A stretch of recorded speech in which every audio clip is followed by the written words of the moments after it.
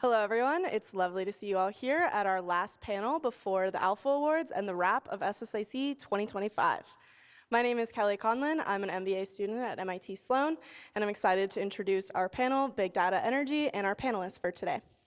We have Nate Silver, statistician, author, and founder of Silver Bulletin, Jessica Gelman, CEO of Kager, Daryl Morey, the president of basketball operations at the 76ers, and we will have Alex Edelman moderating our panel today, Emmy and Tony Award-winning comedian. Thanks. Enjoy. Woo. That was an Emmy. Quiet. I also am the general manager of the Portland Trail Blazers, and I think it's weird if you didn't mention it, but okay. Thank you guys so much for being here. This is like the last panel of Substance. It is. I know, no pressure. At this Dorkapalooza, and I will be asking questions of these three qualified people. By the way, I have to point out your son, Brooks, down here on an iPad, and he's been doing it all day. And I know you're doing like kid stuff. Because how old is he? 8. He's 8 years old, but in my mind, he's like determining who won the startup competition. He's like keeping tabs on the hackathon, sabermetrics, things of that nature. Okay, let's start. Daryl, obviously the NBA is scripted. Why didn't you write yourself a better season this year? Well, exactly. During the writer's strike, I mentioned that we need to get them back working just so we can write a different ending. So. Yeah. Of course, would the NBA be better if it was scripted?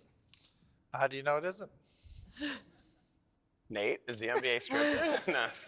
I mean, the frozen envelope was probably real, but no, it's not. It's not scripted. It would require too much coordination. People are bad at keeping secrets. Of course. Actually, right? It would be require more work to script than it's worth, I think. Mm-hmm.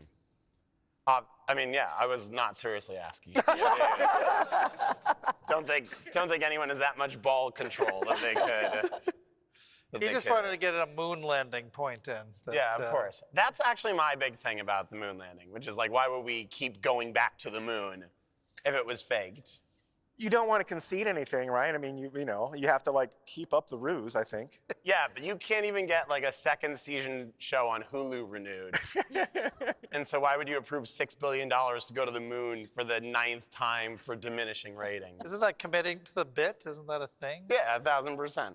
I only believe in one conspiracy. Oh. Okay. 9/11? Is it 9/11? No, that Family Feud makes up their answers. That Family Feud makes up their answers? Yes. You mean at the end? No, I know what you mean. Yes. That they don't actually ask 100 people. Has anyone been called by the Family Feud survey ever? Raise your hand if you've been called. Nobody. Wow.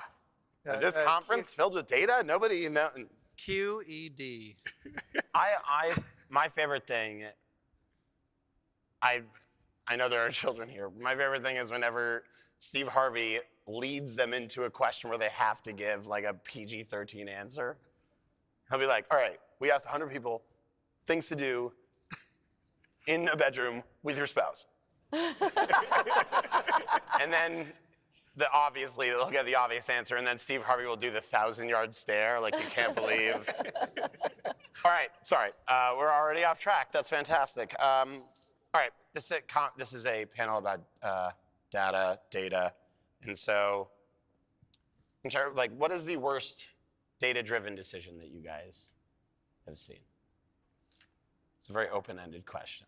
I can say my worst. Yeah, go ahead. We had a lot of data saying trading for Terrence Williams was a good idea, and it was not. You're trying to scan your memory banks for. I'm trying to remember what you got, what you gave up for. We gave up a first. Who did the first wind up being? Well, that is a good question. I haven't checked because it's not super relevant to how we look at things. Really? This is how fans look at things, Alex. Come on. I'm a fan. I don't actually manage the Trailblazers. It's a potential. It's like a turned over card in a card game before when you send it out. It was bad enough that we sent it out. Is there an agreed upon value for a draft pick? Do you know what I mean? There is not. That's an excellent question. It's coalescing on something resembling a chart. And as you know, the NFL, their chart is completely messed up. And still to this day, all the research on how initial anchoring keeps you there. The NFL is finally pulling away from this chart. The NBA is slowly coalescing on a chart of what a second round pick is relative to the first round pick. We made a trade this year of one later first for 4 seconds, and that's like as close to a challenge trade as you get, which is like over time you'll be able to tell if that was the right thing. That's interesting, just because as basketball has more of the analytics, that it would get closer to a chart in the NFL that for a long time did not had that. But they had the chart, it was just wrong. Okay, that answers that. It was not just wrong, it was like an order of magnitude wrong, especially before they had the scale contracts. So. I mean, I think the biggest things that we see from a wrong perspective is mostly that we just didn't have the data to make the right decisions. And so in a lot of the areas that we work in, like ticket pricing, just wrong, because for a long time you'd only know information about the person who had the ticket, who was a season ticket member, and you wouldn't know all the people that they're coming with. And if it's a family, for example, you're missing many other generations if they're bringing their kids. And so I do think that, especially post-COVID, and now where like maybe like 98% of people coming in some form or fashion because of mobile ticketing, we have a much better understanding. Ticket prices are increasing. The actual products at the stadiums are changing rapidly to meet changing fan demands, but I think it's most likely we maybe didn't know what the fan demands truly were before, because we had this very isolated piece of information on 30% of the people coming to the games, and now it's much closer to 90%. Should teams, your clients, price more or less aggressively? This is a very interesting question, and it depends on in what regards. For a season ticket member, you want them to remain a season ticket member. Like most people here know, for owners, you want to have basically known revenues, in theory. And so something like 70 to 80% of tickets are sold as season tickets. That part should, in theory, be less. And then the individual game tickets, single game tickets, should, in theory, be priced higher. But today, with secondary ticketing, I mean, for like an average NFL season, if there's 10 games, season ticket members are only attending like 2 to 3. So They're splitting their package. yeah, they're making their money, but that's not necessarily, we call it, the value that you receive, realization value. What's the value that you realize? So the point is that the bad decisions, it's based on the data that doesn't exist, and what we're going to see over the next, with all of the net new data, that if it's shared, because a lot isn't being shared, that will be more informed. And in theory, the decisions will be better, unless it's very biased, which AI could do. Yeah, look, a lot of data-driven decisions that go wrong fall into different buckets. One is that your model sucks, right? 2 is that your data sucks. And 3 is that the thing you're optimizing for sucks. It's very easy to optimize for the short term, right? To optimize for, if you're running a website, what article would get the most clicks at this particular moment, and you're like not optimizing for long-run brand value.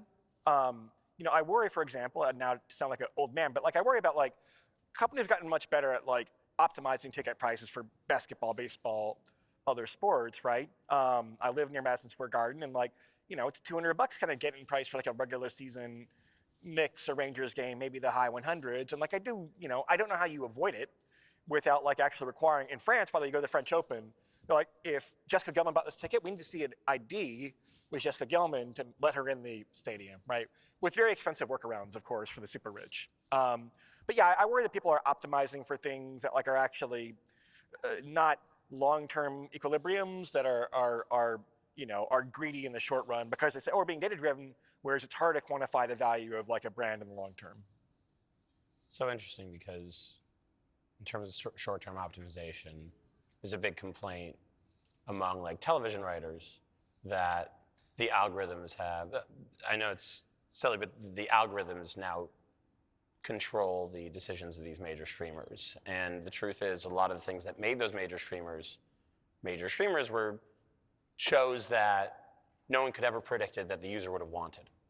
Like Severance is a really good example, weirdly. But like Orange is the New Black, House of Cards, these things were like unclassified. What are the algorithms saying should be written right now? Mostly young adult adventure stuff. Like example. I don't watch that stuff. Like, I don't want to throw any particular series under the bus. No, I'm not saying you're saying it's good or bad. Just what does an example show that they are saying, the algorithms are saying, you make this, people will watch? I only know the negative parts. I know what they say. If you make musicals, people don't watch musicals on streamers. Like The Greatest Showman. I mean, Wicked did well, didn't it? Wicked did really well as a form of like current IP, but even like they put like, I don't want to, I'm nervous because part of this is not my information to give out, but they put certain big musicals on streaming platforms and they don't do as well. They don't do as well as like take-home experiences. And certainly no one's making big original musicals. Can you think of, you're a big musicals guy. Yeah. Daryl invests in musicals. He, Sure. you know. Has a putting musical. What's the musical? Small Ball. Small Ball. That's right. That's right. I was trying to give you an opportunity. I was trying to give you an opportunity to sell it to the dozens of people. I will who are here. not bore the audience with that. But like original musicals, no one's making original musicals for television. People are making few original musicals as films as well. Like it's. I mean, the second Joker was an original musical. And it crushed. And depending on how you define crush. Yeah, but genuinely, I think it's hard. I guess the question behind this crappy anecdote is, how do you optimize for disruption? How do you integrate that into your decision making? Using data, you can do it.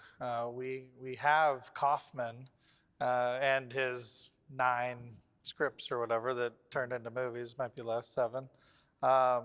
And because he exists, data can say, okay, it's different in these ways and can create a future, being John Malkovich or whatever like that.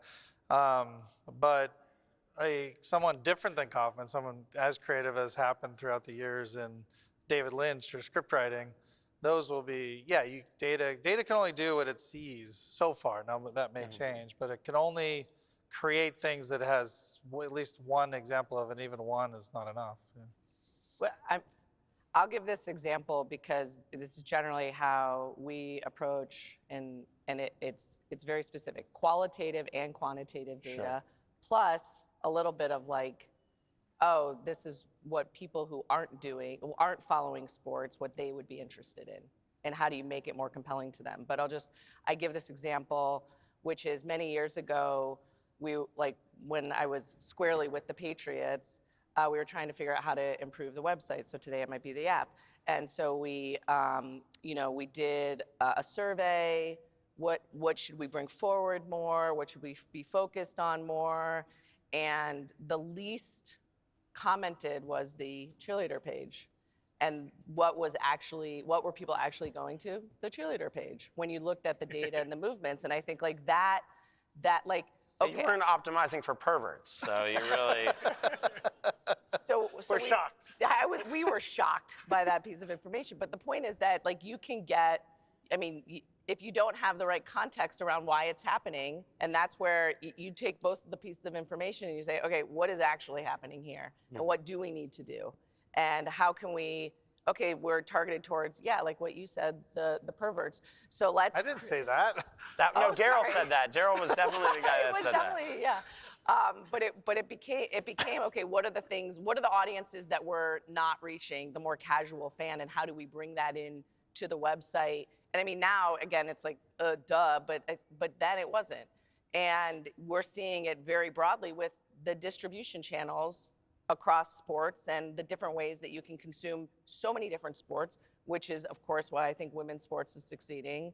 And many people have talked about here this weekend. But that's those things are changing, is that where people have interest, it's not just the masses, it's much more targeted. Yeah, look, some of it is kind of rational risk aversion given people's incentives, right? Where like, look, Silicon Valley, for all its kind of self-evident flaws, is one of the few places that's actually willing to make like positive expected value, high risk, very high reward gambles, right?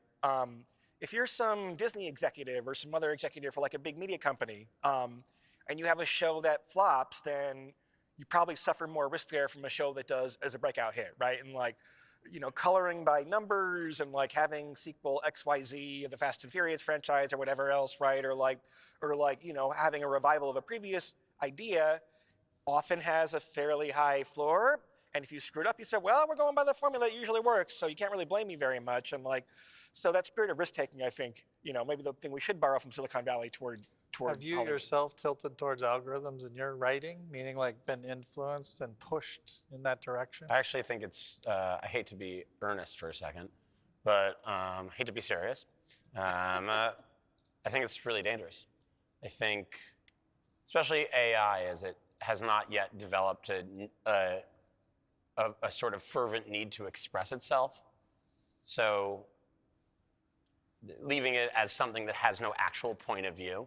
So the fact that it can only participate in a conversation that already exists instead of advancing the conversation makes it really bad and dangerous. And that's like on a macro scale. And on like a micro personal scale, you've heard of artists being derivative. An artist who is derivative is someone who takes something that makes their decisions that are based entirely in external factors and isn't able to, and also people, like you were talking about making decisions driven by data. Like, I think a big problem when I was working in sports, I worked at the Red Sox and the Dodgers and the Brewers for a couple of years, was Larry Lucchino, my old boss, used to say the problem isn't making data-driven decisions, it's that people don't know how to parse the data. We were walking through a newer ballpark at some point, and he went, you know why the staircase is here? And I was like, why? And he's like, someone doesn't know how to read a spreadsheet.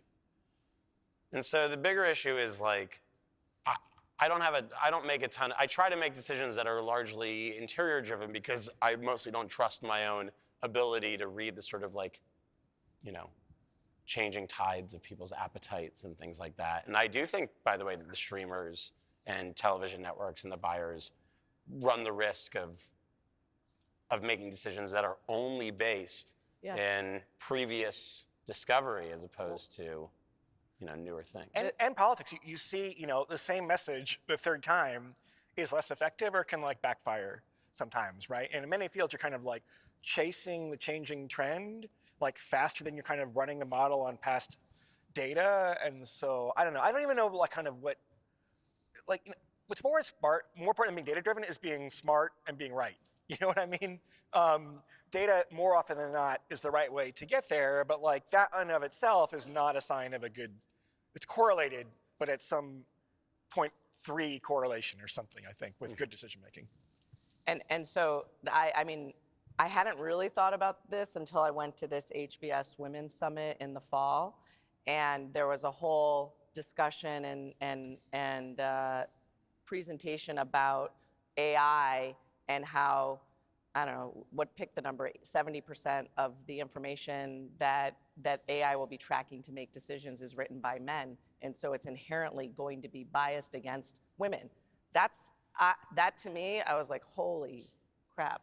That's very concerning that as we continue to push into this, how do we address that moving forward? So I think, word for all of us, women write more on the internet.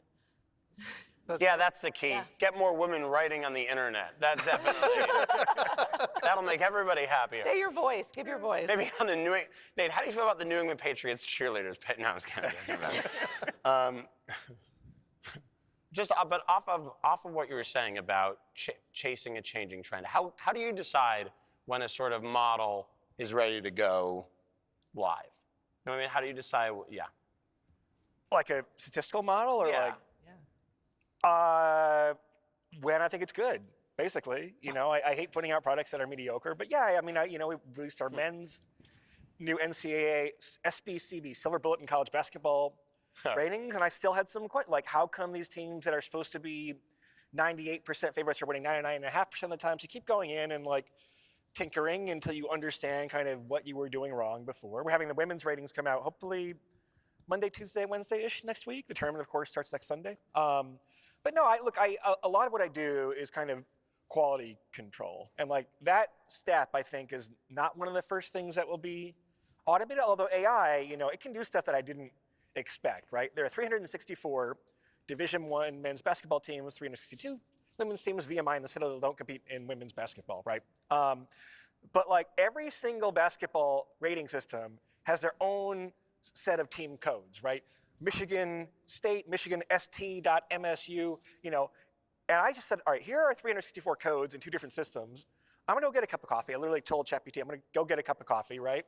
Take your time and match every one and give me a confidence rating from 1 to 5, how confident you are, and it gets all 364 perfectly.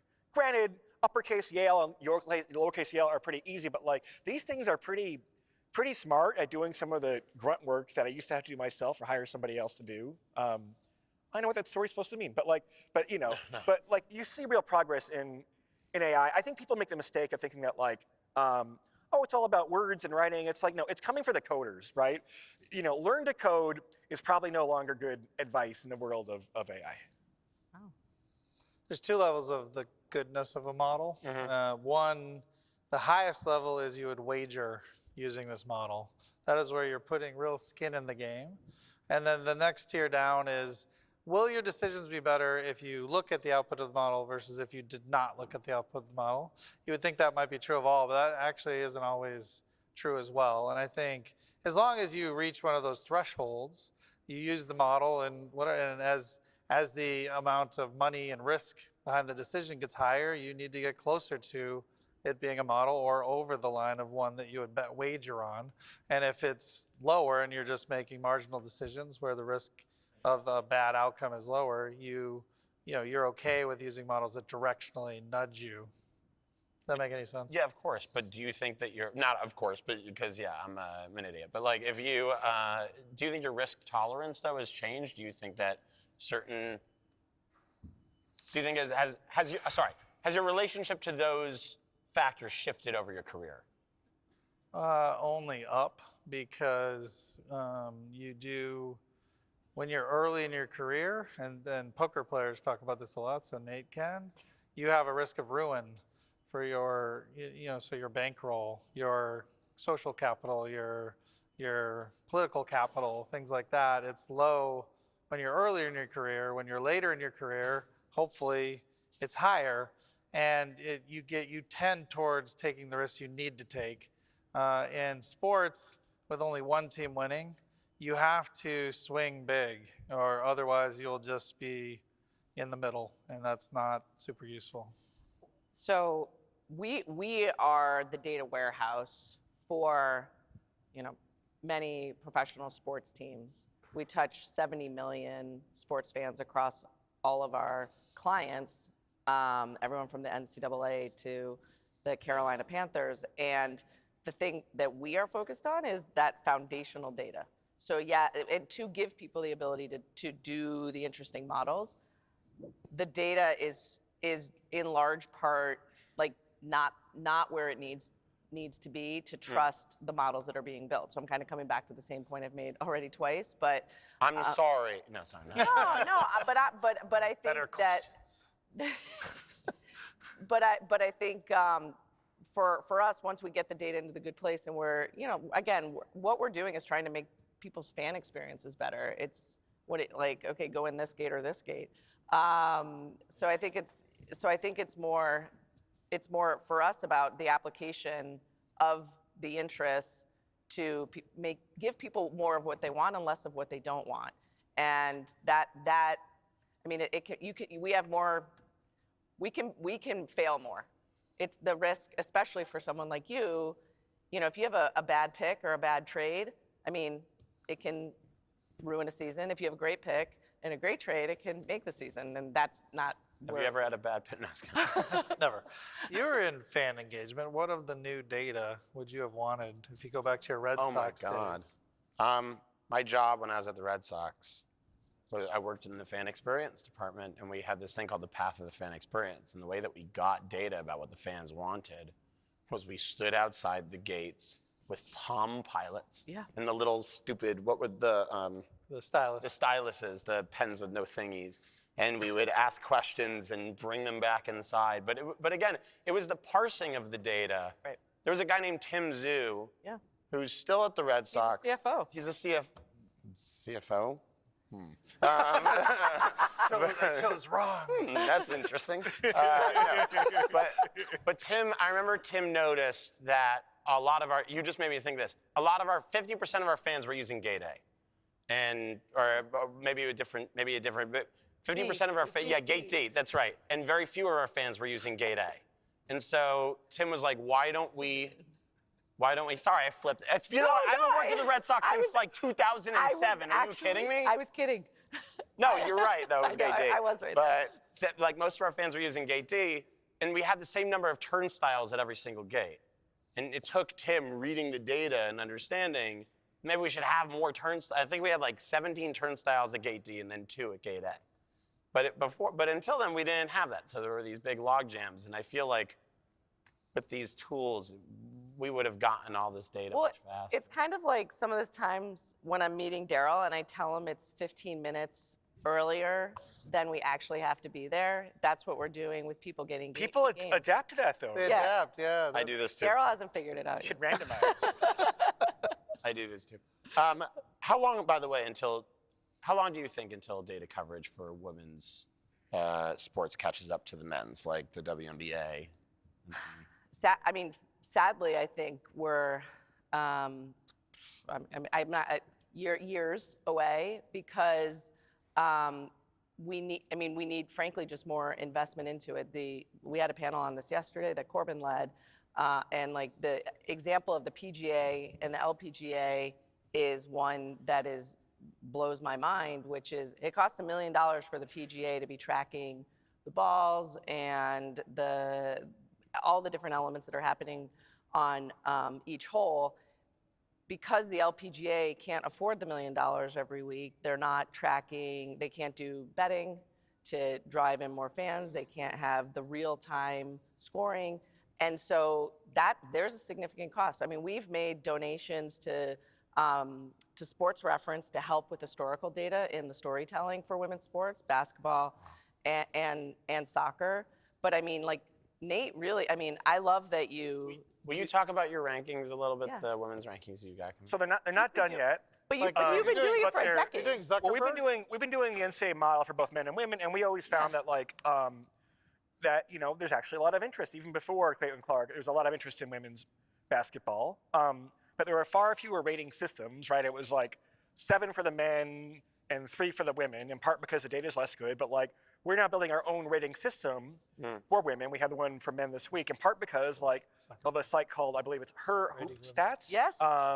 Aaron. Which is very good. If it weren't for that site, then that would probably have to wait to collate data from, Sports Reference has pretty good data, right? But to like collect it from different places, and there wouldn't have been the time, but thanks to that site, like now we're gonna run these this year instead of waiting another year or two, right? And by the way, all these sites, people should charge more for, all these sites that maintain data, it's a public service. Yep. They often give it away like very free or very cheap, but like some of these sites should charge more, frankly, right? To make sure that there's incentives to and by the way, in a world of AI, having raw data is still very useful, right? You need data to train the AI models. The modeling parts might become cheaper, but having data that's not AI generated, it's like raw data that like is actually ground truth is like still very important.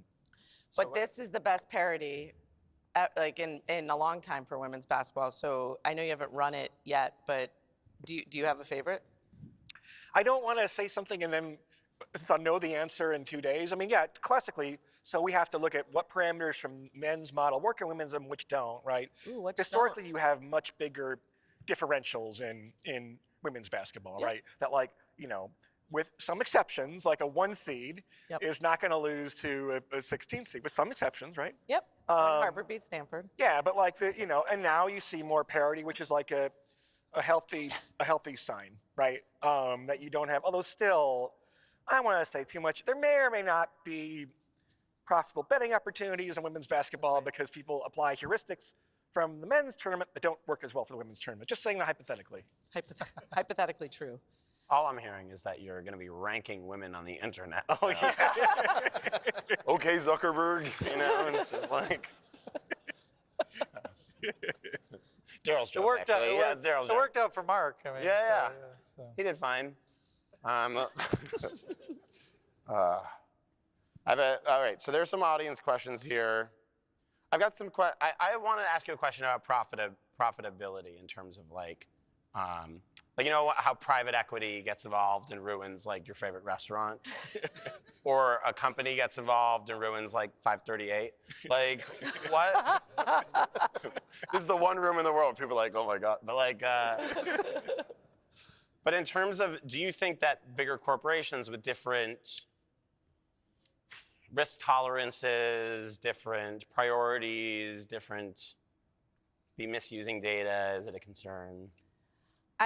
I mean, there are benefits, obviously significant benefits to private equity coming into sports. You know, obviously they're seeing that there's an opportunity, and they're going to invest money to make the overall experience better. In theory, it should be getting better. My primary concern, and again, having worked with the Kraft family for 23 years, they're entrepreneurs, they're innovators. They have literally helped change how sports organizations are run. They, you know, invested in, and we partnered in the creation of Kager together. Does that still happen when you have people who need to turn a profit in 5 years, and it's just we need to increase ticket prices versus investing into the broader ecosystem? Sure. And so that, I think that's my concern. You know, we've had a lot in the NFL, less than say the NBA. There's less. It's still predominantly I mean, they just let PE in this year. It's predominantly more family still, but we're seeing like in the NBA, a lot more finance type people who are owning the teams. And so I guess one of the questions I might ask is, are the NBA teams, are they generally following the same kind of style and approach versus maybe what's happening in the NFL? Or is it just that the NBA is further along in their data and the NFL isn't there yet? We were talking about before this panel started, not to peek behind they're talking before. No, it's good. About working for different types of owners, and if there are different, and if it's a different experience as a working for like big finance person versus a entrepreneur versus someone who loves the team as a. Yeah. What are the reasons that they're owning the team? I guess, right? Like and I think there's some people who are able to do both, in terms of creating a winning team and also you know, making money, and then also willingly investing back into the business from all the different elements. I mean, transparently, I do see a lot of different ownership groups across the NWSL with our various clients. I mean, I think it's I mean, we want what's going to make the best and most competitive team, and that in theory drives the attendance. The US, I mean, just for perspective, the NWSL is the first league without a draft in the US, sorry. And so that's going to be a very interesting situation where we generally have some competitive balance across the rest of the US-based leagues, except for baseball. Daryl, is it different owners, different vibe? I think in general, owners, I'm stealing this from Sam Hinkie, the lead owners are generally trying to turn commas in their bank account into Q-score, and that's the general type, So regardless of where they come from. Now, lately it's different in terms of like 30 years ago versus now, but generally they've had to make their money in the fields where you can make very significant money. So venture capital is one of those. Obviously, finance is one of those. But I find it's a common thread. They're generally very, very smart, and they're looking for a platform, both for potential like door openers for opportunities. Plus, they're often sports fans. So, by the way, I mean these franchises increase at a value of like what, 12% per year or something. I mean, what you're making on is like there are 100 22 Big Four sports franchise, if you count like the Ottawa Senators as one of those, for example. But maybe like 100-ish desirable ones that aren't, Was that a slam on the Ottawa Senators? not on the, I guess on the city of Ottawa, which I hear is very nice, by the way. They had the trucker protests a couple years ago. It's all I really know about Ottawa. I'm sure it's cold, although here at Sloan you can't really critique coldness very much. But look, so are you betting on like there being 100 increasingly rich, finance bros who would really like to buy a sports team because it's cool? Yeah, it's probably a pretty good bet as like we see more and more like wealth inequality. And by the way, franchise values have increased more in markets where there are more billionaires. It's not a surprise, right? It's a direct relationship. Huh. You know what I want to work for? The Green Bay Packers. That'd be cool. With like the 4,000 fan owners, we have to go into like More a than that. garage and explain your decisions. I think it's hundreds of thousands of fan owners. Is it hundreds of thousands? Yeah, you can buy one share right now. Man, on those your investor phone. calls must be chaotic as hell. They can probably help you touch the 70 million sports fans that you touch every year. This is a fun one I want to ask Nate. And the rest of you. If you could quantify something intangible, like one intangible trait, what would it be? I mean, it's a cliche. I mean, if you could quantify like drive, grit, I mean, that would be worth something. I'm not sure it would be predictively positive though, right? Because sometimes if like you have a lot of like motivation and drive and grit, then you're like maximizing your package of talent. But yeah, if you could like put that all into a score, and this is actually, okay, one thing I use ChatGPT for, right, is I was trying to rank players to Baseball Hall of Fame, and you have this infamous like integrity, sportsmanship, and character category. And I'm like, you know what, it says in the records you have to actually use this category, but like, so I'm trying to follow the script of the law, but like, I really want to like outsource this, right? So it's like, give me a character rating for all players in the Hall of Fame ballot this year, right? So the internet's biases I'm now channeling through ChatGPT and turning that into like fake data and making my life Do easier. you have a vote for the Hall of Fame? I don't. I don't know. I don't know what I have to do. You don't vote on the Hall of Fame? We heard it here first. Nate wants a vote. In the Hall I of have to join the Fame. BBWAA, which I guess I should do or something. Barry Bonds, yes or no? Yeah. Look, I think the whole. I mean, look, there are not. You're not getting a vote now. No, it's kidding. No, but like we have accepted A-Rod back into our lives, right? You know, I think what A-Rod has done is like. And by the way, are you not letting your teammates down if you're not doing steroids a little bit? I like this argument. When I was on Broadway, I lost my voice, and they put me on steroids, the thing called prednisone, and like I took my first dose at like 4:02 p.m. and at 4:05 p.m. I was like, Barry Bonds should not be in the Hall of Fame. You find yourself getting very angry. Yes, I was like ready to rip everyone in half like a phone book, but like I was taking a shower, and and the director of the show was like, "Is it working?" I'm like, "I can see every individual droplet of water as it comes out of the faucet." Like, So by the way, for me, if Ty Cobb is in the Hall of Fame, no one ever talked about that. Ty Cobb was considered racist then. To be considered a racist in like 1910, everyone's like, we're all racist, but that guy's like crazy racist. Not to offend any Ty Cobb heads here in the. I think they're all dead. Yeah. Well, so on what would I want to measure? I mean, and this is a discussion Daryl and I have had. We've had a panel here about it, but it's performance under pressure, and who are the people that will perform well? And I think we might, as we are tracking the athletes more closely, as maybe AI can start to look at facial recognition and how comfortable or confident people, I don't know. But if you could say how the person is feeling in the moment and you knew that, and if they, you know. You want them all to wear like Oura rings and stuff? I mean, something like that. I mean, many of them are wearing tracking stuff.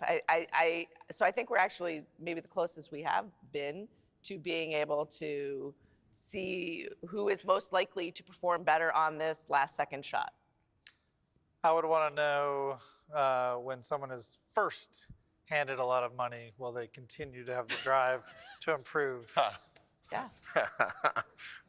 Are you speaking in personal experience, from personal experience with any one particular athlete? I just think in general we hand athletes at a very young age, as they're worth actually, a very large sum of money, and their drive to improve to then had to be somewhere top notch. And people will talk about, oh, they're obviously bigger, faster, stronger as well. But to get to the highest level, that does not do it. That's a necessary but not sufficient condition. You have to have a very strong drive to improve your game and your craft to get to the highest level. But it is a very big inflection point when you're first handed millions, whether you'll continue to get up at 6 a.m. and improve. What if they're from Australia and kind of quit halfway through their first college basketball season? Everyone's like, who's he talking about? Who's he talking about? My favorite is Jessica's, to be fair, because aren't there I win. Is that because Aren't there, I beat you in chess? Yes. Okay. Aren't there clutch metrics though? Do you mean is there gonna be a stat line that's like, this player performed best when his mom was in the stands relative to all the other players when their moms were in the stands? I mean, I do actually think there is pressure depending on if you know someone is watching. But yeah, I mean, the how people identify people are clutch today, it's in the last 5 minutes of the game. I don't think that's a great... There is a paper on family in the audience and players perform Really? worse. Yeah. Really? There is, yeah, look it up. That's cool. Did it win this year?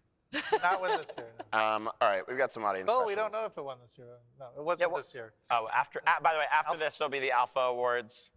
We're going to crown the best alpha at this conference. No, it's... I'm just kidding. Everyone here's a beta, but it's I'm joking.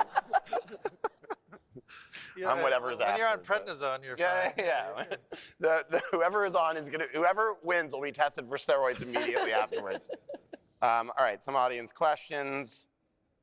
If we could measure trash talk, who would win the league? It's a Daryl question. Yeah.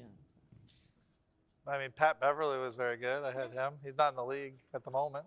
So Jessica could win. I'm not, no. When you played. I was not a trash talker. What? The correct answer is Stephen A. Smith, by the way. Trash talked his way to $20 million $1 million a year. That's pretty good. Really? Nick, I have no way to measure. I have no way to measure it. It's strict quantifiable. How do you deal with people who want to play based on vibes instead of data? Another audience question. I love that. I think most players play on, I would say, flow versus vibes. If I can shift it, and we know from research from Jix and Simahai many, many years ago that people perform best when they're in a flow state, which is they get immediate reaction. They're not thinking about something else. The thing they're doing is valuable to them just on its face, not because of the outcome. All those things are true. You play very well, and we try to get our players into flow state when you can. I mean, it's actually what I studied in college was Vibes? a lot of work. No, but I think I mean, as an athlete, did you ever have a flow experience? I personally did when I was in high school, and then I feel like I was just like, how do I get more of that? So it was a little bit, like steroids, but just wanting it more. And so I was like, I'm gonna study this to figure out how I can create more of it. And I think today, I mean, you're not gonna really have flow experiences per se, but it's how can I make sure that I'm doing the best that I possibly can when there are pressure situations. But I mean, I happen to agree. Is runners high like that? I don't run. I've had it. I know Corbin runs, but You've never had a flow state, Daryl? I didn't say man. I did or did not. You flow? You, election night, 2016. Yeah. No, not. I mean, When the states came in one after the other, and you got all 50. In between right. Arkansas and Mississippi, I was peaking. No, I've had flow in poker. I mean, because it is the actual thing, right? So we were talking before about what happens, which players perform in the clutch. The problem with the data, there is a way to measure clutch, but the sample sizes are very small and very noisy, right? But you might not find that the players who are better in the clutch, they might not actually be calmer under pressure, because your body is supposed to react to stress, and people do. If you're playing a $100, $200 no-limit poker game where pots are tens of thousands of dollars each, you're going to react differently than in a $1, $2 game, or whatever stakes are important for you, right? That's common sense, that's physiology, it's your body not lying to you about this is a high stakes moment, and which people are sickos who enjoy those high stakes moments. The Michael Jordans of the world are the best poker players, right? Because it's not for everybody. And certainly for common people, if you play deep into a major poker tournament in the World Series of Poker, and there's some accountant from Little Rock or something who kind of lucked his way into day 3, day 4, he will have a breakdown usually from the stress of high stakes decision making for days on end, right? Versus like a Michael Jordan who's famously amazing at gambling. Well, but I think he's chasing down that high, and because it's this ambivalent feeling, right? Where like it is kind of like, I mean, it's it's a different operating system. I would agree. I mean, looking and watching Caitlin Clark last year, the amount of pressure that was on her and consistently, not only on the court delivering and playing, I mean, when she broke the scoring record for the NCAA, she did it in historic fashion, like a very far shot back, and I think she may have like broken her own single game scoring record. Okay, well I'm gonna do that while I break that, and also she, like, anytime she is asked a question, she seems to have the right answer. It's her. I think she just feels pressure differently. Like probably from what you're saying. a lot of research, very basic. The more the performer is focused on the outcome, the worse they perform, and it happens more in high stakes moments. What we don't have is that can people everyone performs worse. Everyone, literally everyone. What we don't know is the ones that perform less worse than others, is that consistent?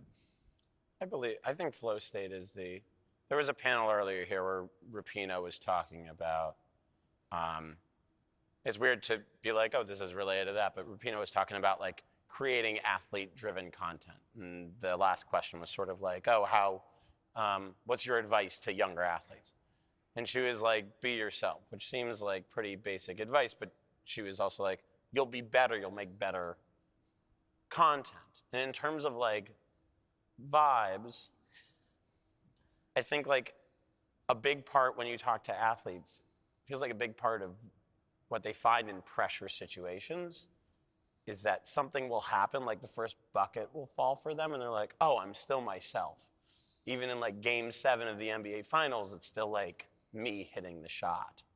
And so like I think the athletes are, not to try to get you your clutch performance indicator, but like it feels like reacting to pressure, like being like, oh, even under pressure, I'm still the same diamond is like a big thing. All right. Have you had like that flow experience when you're doing a comedic set? Like the first time, whenever you're on like television, first time I was on like Conan or Colbert or something, I was like scared shitless. Or like when I was on Broadway, every night it was like, oh my God, how am I gonna go out in front of and then you realize it's like, you're still you and it's your thing, and there's such a joy in that, and realizing that the circumstances don't change you. They just sort of like enhance the outline of who you are. It's so much more gratifying than doing just like your normal run-of-the-mill thing. So if you're on stage and you see row 4, there's just someone like, fuck like that this. No, do you try to win that person over? Yeah, but it's a bad habit.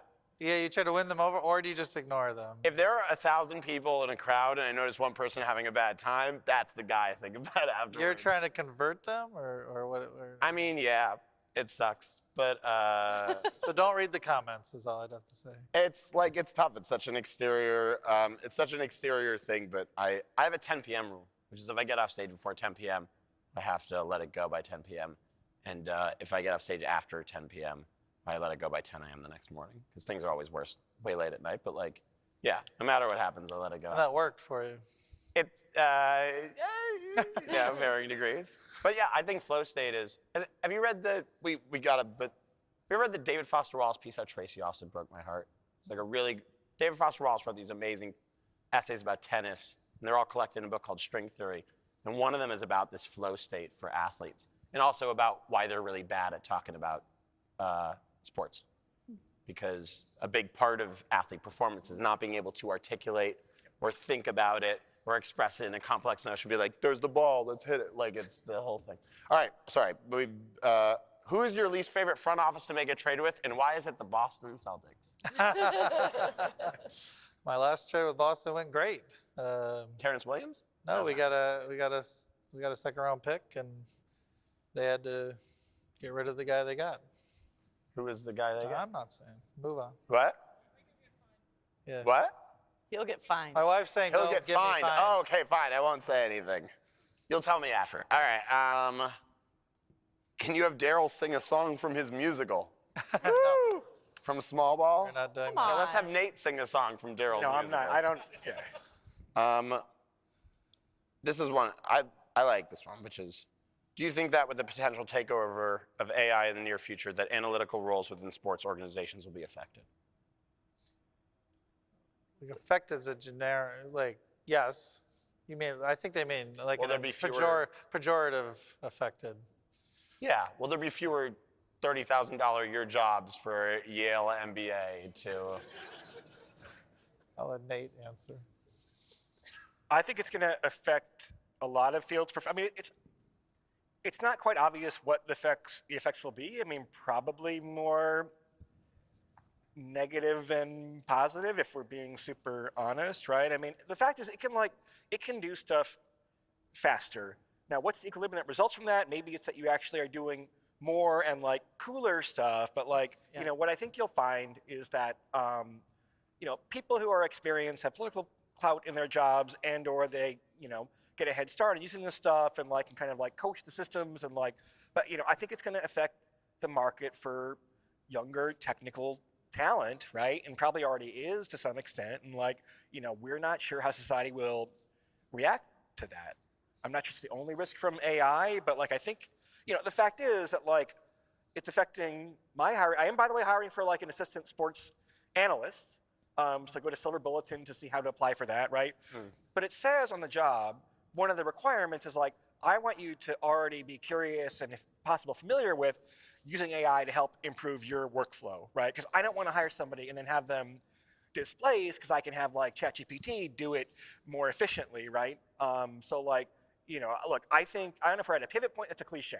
I think it's going to be, but like you should be incorporating this stuff in your kind of process right now, because right now it's like a little, not a superpower, right? But you know, it's a productivity boost that people can have if they're working in technical fields. And if you're not doing that, then you're like giving up productivity at a time when it's probably pretty important to get established in this emerging landscape. And so, yeah, it's too late to treat ChatGPT as like a chatbot or some joke or whatever else.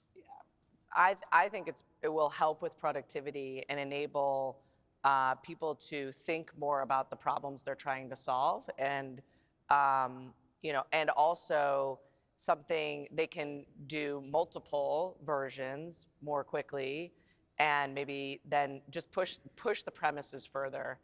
Again, so much is in the interpretation, and I think understanding and putting context around it is going to continue to be the key. But I think from an engineering perspective, from, you know, potentially, as you said earlier, the cleaning of the data, I think there's a lot of productivity that's very powerful. And I mean, not that long ago, a lot of data scientists were being hired and they were, you know, literally just cleaning data and being, you know, and it's evolved in a very short period of time. And so the hope is that we evolve as well in terms of what we're expecting and how we're producing to create better, you know, stronger experiences. You asked the AI that question, it would quickly do a base rate. The base rate would say that nearly 100% of all new techs has generally been a positive force on workforce. That said, my gut feels negative. My gut's telling me the opposite, that it will be a net negative on analysts' overall earning power and maybe the N of how many are hired. But do you think it's I can't believe I'm gonna but do you think it's possible that there will be new not jobs, Oh, there but will fields be. in terms There of will that? be. It's just my gut is just my net negative for the first time in human history. The flip side is like AI is probably, an AI transformed society is probably good for sports in general. Because let's assume a world where people have more money, that there is an increase in GDP, and more free time because AI, we displace some of the AI saving labor with recreational time, right? Good for sports fandom, right? So Good your for, like, argument is poker. that more free time will make people interested in sports? They're gonna have more, yeah, sure, right? If I had more time, I would go to more like Knicks games and more money, I'd go to more Knicks games and stuff like that, right? I mean, yeah. You have and all like, the time in and the you're world to not gonna, focus you know, on the Ottawa Senators. no, maybe not the Ottawa Senators, but like I didn't mean to get into a fight with. I feel bad for Canada right now, right? It was not the time to pick on Ottawa, and I apologize. sorry. But like, and also like, you're not going to displace Victor Wembanyama with the AI bot anytime soon, right? It would be boring if you could, and so like, you know, sports is a pretty robust field and may benefit from secular interest in sports, even if other things are bad for talent. All right. I think we got time for one. We got 5 minutes. Got time for one more. Okay. If we fast forward, actually, one thing on the. You don't have time for this. If we fast forward 10 years, what do you think will be the biggest disruption in your respective fields? This is the question I want to close with. So I think it's is it going to be? What is Nate's field? Yeah. Analytics. Election prediction? No. He doesn't know Predictive his own field. analytics, the fundamental shift in decision making, external force and regulation or technology. I mean, look, the fact that, the obvious things are AI and geopolitics, which is a euphemism for Trump and Musk, basically, right? I mean, the fact that you have, I'm not trying to be too political, right? This German election, and the new German chancellor is like, our first priority is to achieve independence from the United States for Europe. Like, that's not great to hear from your allies or to see Canadian fans booing the Star Spangled Banner. Not great from like a global soft power and hegemony standpoint necessarily. No, I think it's going to be interesting times. I think we probably are at an inflection point. I think sometimes people who worry about like what effect will Trump and Elon have are not people who are worried about what effect will AI have. I'm in the overlap of like, I'm like a 7 out of 10 on both. I'm not as panicked about it as some people, right? But I'm in that Venn diagram of overlap where like, if we're at a period where there is rapid development of AI and decision makers have a limited time to make decisions that could produce lock-in or path-dependent effects, right? Do we have institutions, I'll try to sound nonpartisan here, right? Do we have institutions performing at a high level right now to make these unprecedented decisions? Absolutely fucking not, right? And that makes me nervous. Biggest disruption. Well, I think one of the greatest exports from the United States to the rest of the world is our entertainment. And globalization, as you alluded to, is very meaningful and significant. I worry about some of the things that we do really well being things that other parts of the world start to do very well, whether it's technology. We've seen some of the stuff with AI and in other parts of the world maybe getting ahead of what we're doing. And so I think continuing to be, I'm just saying from the US, a group that is innovative. Because I do think the US is very focused on people who work hard and create things, and that's like the whole premise. And so I think it's a big topic and a big concept, but that's where I'm worried about that, especially as kids are on screens and maybe not out doing. Yes, my children. Brooks? Brooks? But don't worry, he's only got a few minutes before he decides who's going to win the Alpha Award, so he's really locked in.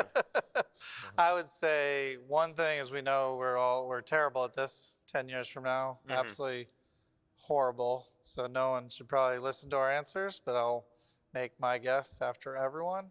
I think genetically engineered performance enhancers. Folks who are tracking this, we're doing miracle things with cancer where we can attach proteins to one end and have our body's T cells attack the other end.